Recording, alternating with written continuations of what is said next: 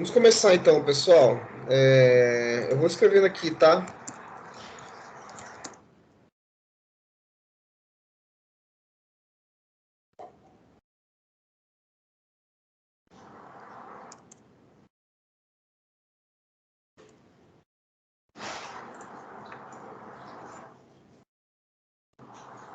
Primeiro tópico que eu vou debater, que eu vou cobrar, né, na prova de vocês, é a questão dos objetivos da gestão de recursos humanos.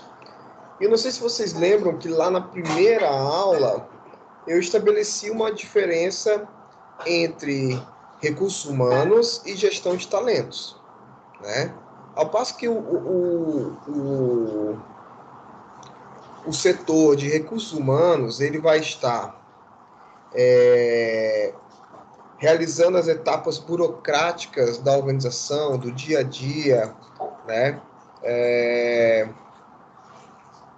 Do folha de pagamento, admissão, demissão, até mesmo o processo de recrutamento e seleção. A gestão de talentos vai realizar um trabalho estratégico, né? Eu lembro, e eu espero que vocês lembrem também, de ter batido muito forte nessa tecla da questão do setor estratégico que a gestão de talentos vai desenvolver. Então, primeira coisa, é interessante que a prova ela vai servir como uma grande revisão de tudo aquilo que nós estudamos até agora. Nós temos que ter bem claro que há essa diferença, que há essa divisão e que não são a mesma coisa. Então, todas as empresas, né, quanto maior o número de colaboradores, maior a necessidade. Então, todas as empresas têm que ter uma gestão de recursos humanos para realizar os processos burocráticos do dia a dia. Já a gestão de talentos é outro elemento. Então, o primeiro tópico que a gente vai debater, que eu quero que vocês tenham muito claro, é a questão dos objetivos da gestão de recursos humanos, tá?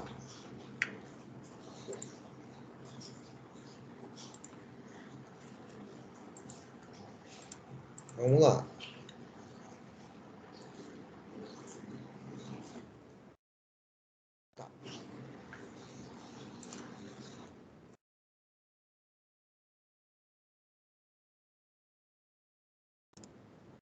O segundo tópico é esse aí, gestão de pessoas na indústria 4.0. Vamos lá. E assim, eu não sei se eu falei isso na primeira aula, mas geralmente eu falo, né? Que as minhas provas elas são montadas a partir da minha memória, né? A partir daquilo que eu entendo que debatemos mais, né? Debatemos mais durante as nossas aulas. Então eu lembro que ainda na primeira aula, onde eu apresento a disciplina, né? E aí eu até falo por que gestão de talentos, né? Isso aí, se alguém quiser buscar esse material, vai estar lá. Por que gestão de talentos? Tem um link para vídeo e tal, tem um material de base, tem os slides, tem tudo. Mas por que gestão de talentos? Nessa aula, eu debati uma questão fundamental, né? Que é justamente a gestão de pessoas na indústria 4.0. Vamos lá, recapitulando tudo aquilo que foi dito. Nós tivemos a primeira revolução industrial, que nós vamos ter lá a manufatura, né? A aceleração dos processos de produção em massa. A aceleração dos processos de produção em massa, tá?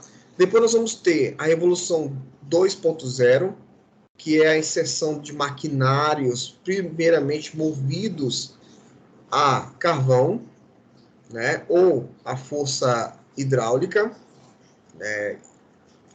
da água, né? Nós vamos ter a Revolução Industrial 3.0, que é, né, a indústria 3.0, que é o aprimoramento desses processos produtivos em larga escala com a eletricidade, tá? E aí nós vamos ter essa indústria 3.0 como consolidação, né, durante muito tempo. Alguns autores vão falar de indústria 3.0, mas hoje o que nós já estamos debatendo é a 4.0, que é justamente que não vai ter mais a mão humana, ou o carvão, ou a água, ou a eletricidade como elemento central do seu movimento, e sim o conhecimento. É o conhecimento que vai levar as pessoas, levar as organizações a se movimentarem de forma mais rápida, né? De terem posições privilegiadas no mercado. Qual é a grande questão, né? E aí é uma pergunta que na verdade, a resposta dessa pergunta vai fechar a nossa aula número 2 da disciplina. Por que fazer gestão de talentos? Né? Por que fazer uma gestão de pessoas focada nessa indústria 4.0? Depois desse contexto, fica meio óbvio, né? Porque, rapidinho, pega água para mim, filha, por favor.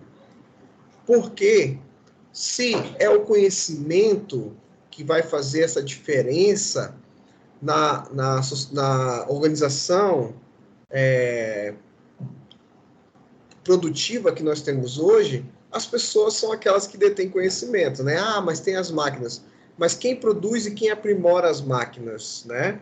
São as pessoas. Então, quando eu peço para vocês pensarem gestão de pessoas na indústria 4.0, eu quero que vocês façam essa inter-relação entre qual é o capital que movimenta as grandes empresas, as grandes organizações do mundo hoje.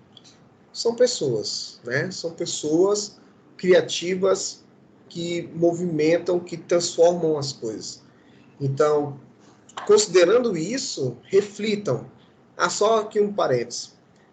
Nessa revisão de hoje, obviamente, eu não vou dar resposta de nada. Eu vou trazer alguns temas e vou indicar aonde vocês podem estar revisando esse material ou até mesmo procurando esse material, tá? Para aprofundar nesse tema. Então, se nessa indústria 4.0 o conhecimento que está nas pessoas é o mais importante, a gestão de pessoas se torna fundamental para a gente compreender, né? Para a gente poder pensar competitividade de fato, tá? Lembrando, pessoal, que qualquer dúvida, por favor, levantem aí.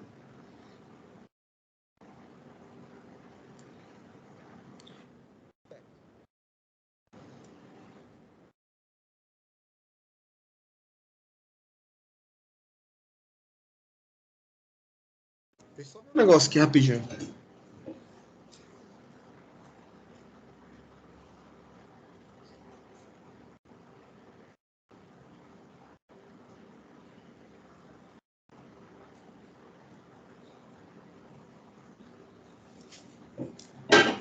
Desculpa, pessoal, senti cheiro de gás. Fui descer aqui em casa.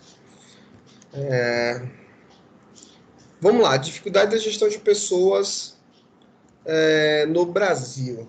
Eu coloquei algumas dificuldades, né?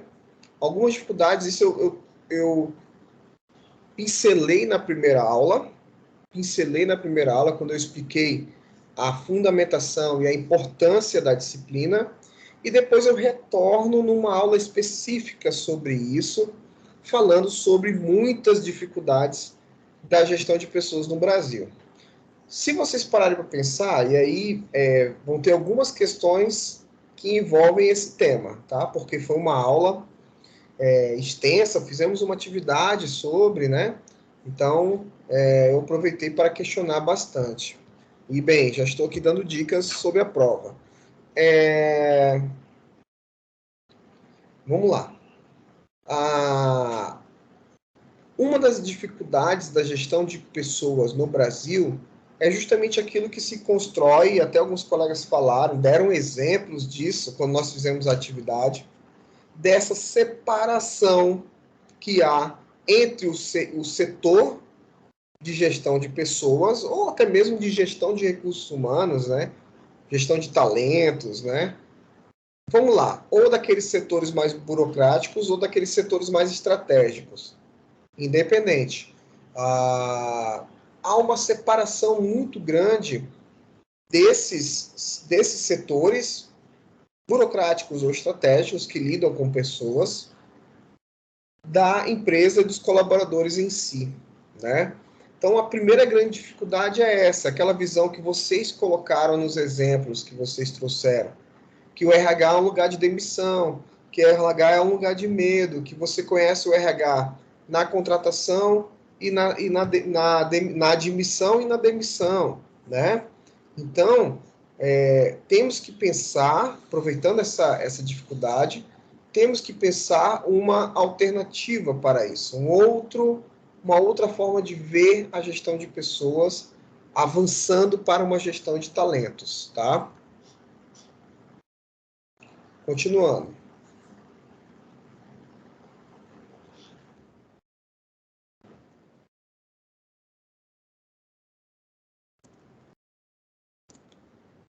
O número 4 é sobre a retenção de talentos em uma organização. Por que reter talentos, né? Porque é importante. Fizemos até um debate com essa pergunta tendo como base. Por que é importante investir em uma gestão de talentos em uma organização? Né? Se você fosse vender essa ideia para um gestor, quais seriam as palavras que vocês utilizariam? Eu lembro que alguns de vocês foram técnicos, outros foram passionais, outros trouxeram muitos dados. Juntamos tudo isso ao final da aula, e eu creio que vocês lembram, né? Se eu lembro, vocês também lembram. Eu espero que vocês lembrem. Ao final da aula, chegamos a algumas conclusões. Como eu conversei... Desculpa, pessoal. Rapidinho.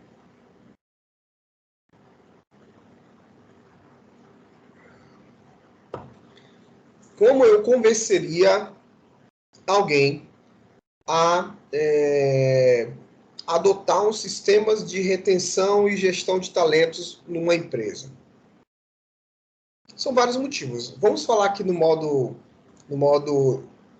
colonial, né? No modo direto. Primeira coisa, você paga o salário para o seu colaborador, ele produzindo 10 ou ele produzindo 100. O salário tem que ser pago. Independente se é PJ, independente se é CLT, né?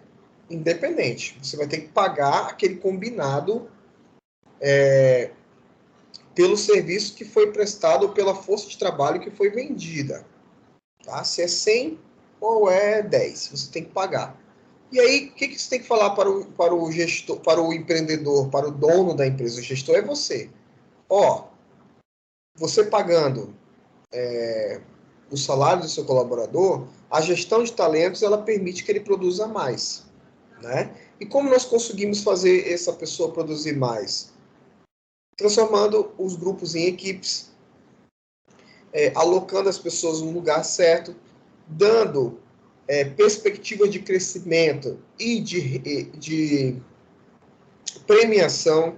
Pessoal, as grandes empresas, elas trabalham com um sistema de premiação. Quer seja na participação de lucros, viagem para a equipe. Você tem, por exemplo, o Gazin, né? Onde as lojas concorrem entre elas, mas só uma loja ganha, só um grupo de lojas ganha. Mas no final, a empresa que ganha, né? Porque todo mundo quer vender mais. Aqueles que querem não se adequam, eles não vão vender nada. Participação nos lucros também é uma questão muito interessante. Então, se a empresa ganhar 1 milhão, tu ganha um salário a mais. Se a empresa ganhar meio milhão, tu ganha meio salário a mais. Um exemplo, né? Então, é claro que a pessoa, pensando em tudo que estamos vivendo no mundo e no Brasil, ela vai querer um 14º salário. Então, isso é um pensamento lógico, né? Então, a retenção de talentos, ela tem essas possibilidades que você vê lá no dia a dia. Eu lembro que um colega, está anotado na minha agenda, mas agora não vou lembrar o nome, que um colega falou assim, ó, alocação de talentos. Ele deu um exemplo muito prático. Aquele exemplo que ele viveu na prática, mas aquele exemplo que a gente vê nos livros do Chavenato, nos livros de todo mundo. Um bom vendedor nem sempre é um bom gerente. Né? Então você tem que saber alocar talentos, reconhecer as competências dos seus colaboradores. Tudo isso é gestão de talentos. Agora vamos trazer aqui isso mais com uma questão mais regional nossa, Porto Velho e Rondônia. Um outro elemento importante é que nós vivemos numa região periférica quando falamos da formação humana. Aqui em Rondônia e lugares mais afastados, ou seja, mais distantes dos grandes centros de formação, litoral do Nordeste, Sudeste, Sul, alguma parte a parte mais perto do litoral, né, ou seja, mais à direita do Centro-Oeste, são lugares com grande formação de capital humano. Aqui na região norte e alguns lugares mais afastados desses centros, nós temos essa dificuldade. Então, a retenção de talentos, dependendo de onde você for realizar esse empreendimento, onde você for fazer essa gestão, você tem que levar em consideração o quê? Qual é o capital formativo, capital humano formado naquele espaço. Eu sei que aqui em Porto Velho, comparado a outros espaços, é diminuto. Hoje mesmo eu estava fazendo um debate com o pessoal de outro curso, falando sobre pesquisa. Né? Falando sobre pesquisa. O pessoal estava meio desmotivado para fazer pesquisa. Ah, sei lá o que, professor. Sabe? Tipo assim, não dá, velho, não dá. Eu sempre tive 2 empregos e... Já te respondo, Kátia. Sempre tive 2 empregos e continuei pesquisando, fazendo mestrado, doutorado e estou vivo até hoje. Estou vivo assim, né? Tô ficando doente, mas deixa eu só terminar meu exemplo e eu passo para ti, Kátia. E eu peguei e falei assim, ó, pessoal, aí eu levantei os dados, né? Fui lá no IBGE, 0,86% dos brasileiros são doutores. E 0,3% dos brasileiros são mestres, né? Você pode ver esse dado de 2 formas. Primeira forma, é muito difícil. Segunda forma, olha o mercado, olha a reserva de mercado que está para mim. Então, se eu for mestre em contabilidade, ou em administração, ou em gestão, ou em negócios, qualquer mestrado que você fizer na área de gestão, você vai ser 0,3% dos administradores. 0,3%. Estou pegando a média e aplicando no geral, tá? Tinha que fazer um levantamento específico, mas eu creio que não é muito maior que isso, tá? Então, 1%, vamos colocar 1%. 1% dos administradores são mestres. Olha onde você está. Ah, professor, mas eu quero ser empreendedor. Legal. Quem está aí estudando marketing digital sabe, auto-marketing, né? Sabe que ter uma titulação te dá autoridade acadêmica. Ah, professor, mas eu quero fazer concurso. Beleza. Se você tiver um mestrado, um doutorado, no concurso, você ganha mais salário. E dependendo do concurso, você já entra na frente dos outros candidatos. Então, essa questão de formação... Imagina, se no Brasil você tem 0,3% de mestres, voltando para o nosso tópico 4, e 80% dos mestres estão na região na região sudeste, nós temos quase nada aqui. Nós estamos precisando de pessoas qualificadas. Quantos mestres e doutores em engenharia, né? Ah, professor, mas para você ser inovador, você não precisa de estar ligado à pós-graduação no Brasil. Isso é mentira. Nós viemos aqui no sábado, virtualmente, eu dei uma aula, né? Onde nós debatemos, uma aula, não, desculpa, um evento, onde nós debatemos justamente o contrário. No Brasil, ciência, tecnologia e desenvolvimento é feito nos programas de mestrado e doutorado. Então, como é que eu vou ser inovador se eu não sei nem como funciona a inovação, né? Vou ler aqui a da Kátia. Ah, tá, então só finalizar aqui. Então, em regiões periféricas como a nossa, a retenção de talentos se torna ainda mais necessária, porque o número de pessoas com grande capacidade técnica é ainda menor. Aqui em Porto Velho tem gente negando emprego. Pessoas com alto nível de... Gabriel, com alto nível de formação estão negando emprego. Doideira, cara. Tem 15% das pessoas que estão desempregadas, né? Vamos lá. Aumenta o engajamento.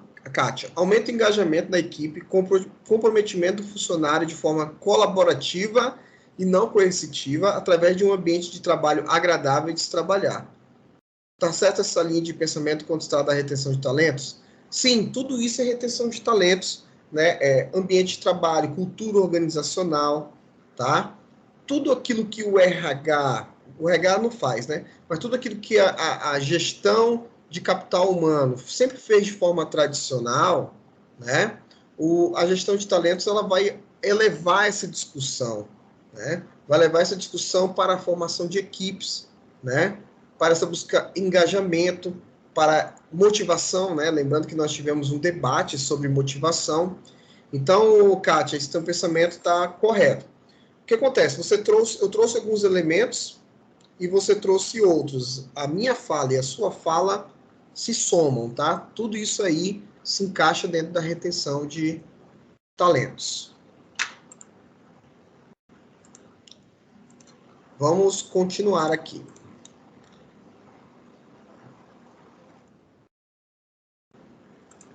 Sim.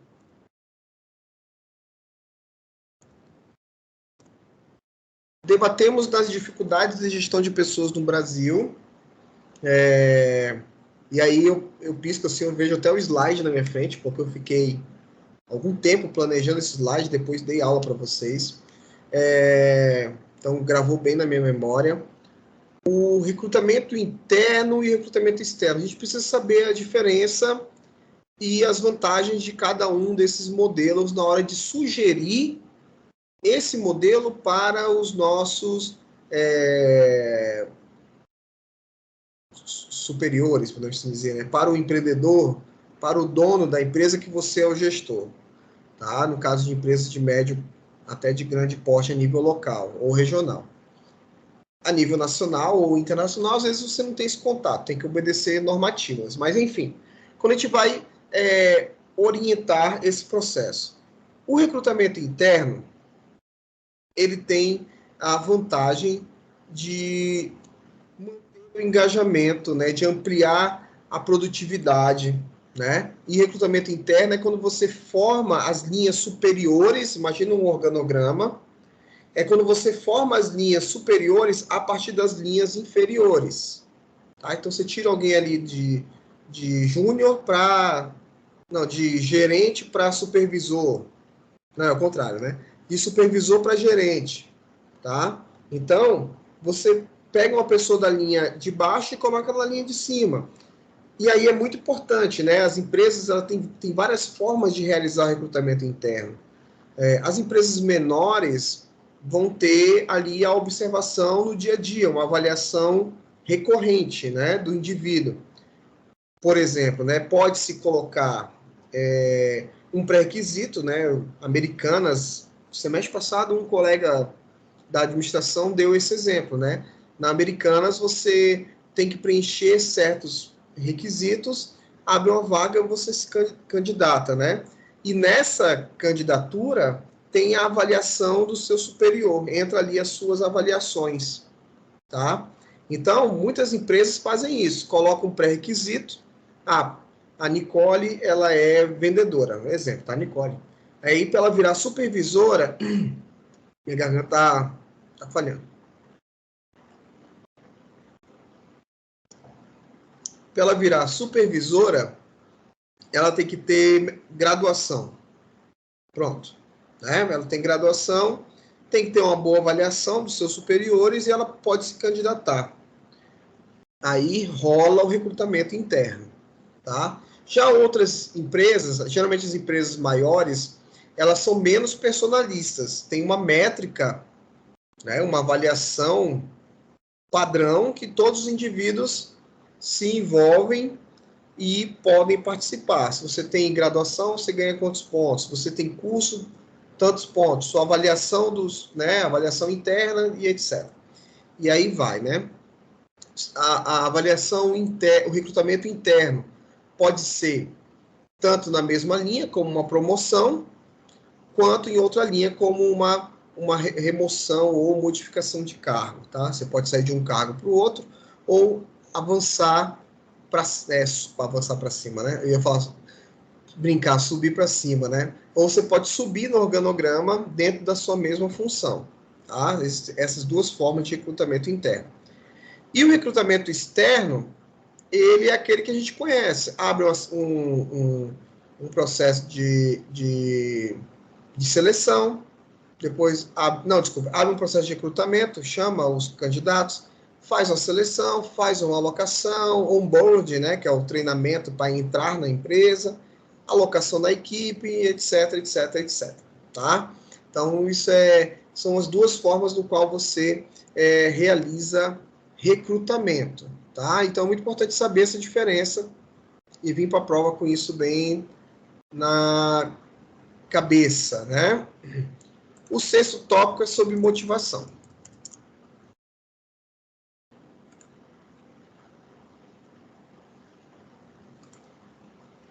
Vamos lá. Né? Nós sempre falamos que ninguém motiva ninguém. Isso é fato. Né? Ninguém motiva ninguém. E eu sempre falei, e sempre debatemos isso, que a motivação se dá na relação dos objetivos do colaborador com os objetivos da empresa, da associação. Então, se uma empresa tem um programa de gestão da diversidade, e eu sou uma pessoa que defende a diversidade, essa empresa tem um programa de crescimento salarial por produção, e eu acredito e eu gosto de produzir pra caramba. Essa empresa tem um programa que investe na saúde mental. Tudo aquilo que for batendo, essa empresa investe num clima organizacional, numa cultura organizacional que seja positivo, democrático, igualitário. Se eu acredito nisso, tudo vai batendo, né? E hoje em dia as empresas buscam cada vez mais esses temas, né? Então, o que nós vamos ter? Nós vamos ter nessa motivação uma aproximação dos interesses do colaborador com os interesses da empresa, considerando sempre o quê? Que são vários esses elementos que levam à motivação. Questão salarial, básico do básico, segurança no trabalho, tanto a segurança física quanto a diminuição do turnover, né? Um turnover, pelo menos um turnover bem exemplificado, bem explicado. As pessoas estão saindo e entrando da empresa por um motivo A, B, C e D, né? Turnovers que são resultados de turnovers que não são bem detalhados, bem explicados, criam instabilidade, diminuem a motivação, né? Então, você imagina, você trabalha em uma empresa que as pessoas estão sendo demitidas e você não sabe por quê, né? Então, cria uma instabilidade muito grande na organização. Então, você vai ter as motivações que são financeiras e as motivações que são pessoais dentro da questão da motivação, sempre ligando os interesses do colaborador com os interesses da empresa.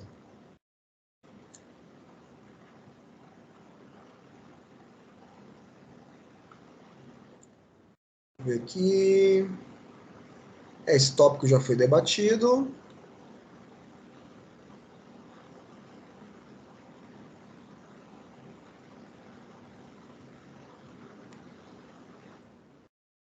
também foi debatido. É muito interessante. Foi debatido em sala, né?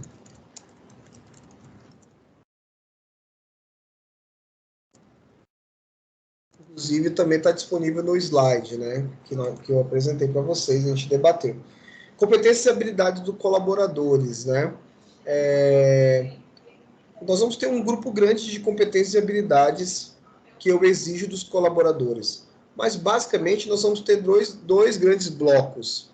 As competências e habilidades técnicas e as competências e habilidades atitudinais, tá? Tem lá o chá, conhecimento, habilidades, atitudes, eu até dei esse exemplo. Conhecimento é como demitir alguém. Habilidade é saber demitir alguém. Atitude é demitir alguém de forma humana, ética, tá? Até dei o exemplo da universidade que demitiu o professor por um e-mail, tudo lá no Sudeste, né? Então, basicamente, ao fazer gestão de talentos, o que nós temos que requerer dos colaboradores? Que eles tenham competências técnicas para ocupar o cargo, né? Tem aquele coeficiente do candidato que nós debatemos no processo de recrutamento, e que tenha também atitudes, né, que são geralmente verificadas pelos conhecimentos gerais, pelos testes que são realizados no processo de recrutamento e seleção. Tá? Então, basicamente, o que nós estudamos sobre esse tópico até hoje é isso. Nós vamos avançar um pouco na N2, esse debate, tem que saber identificar as competências, alocar, realizar, formar equipes e etc. Tá? Mas a introdução do debate já foi feita a partir desse tópico.